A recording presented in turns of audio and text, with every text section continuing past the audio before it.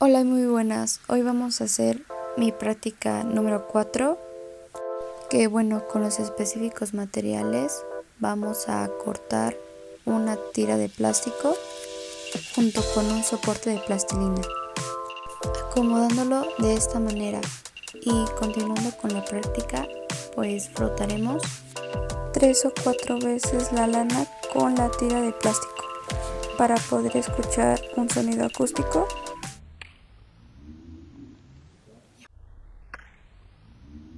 Y recordando la magnitud de los rayos, debiéndose a las descargas eléctricas, donde el aire obtiene el papel del dieléctrico, que está además en la interacción de dos materiales conductores.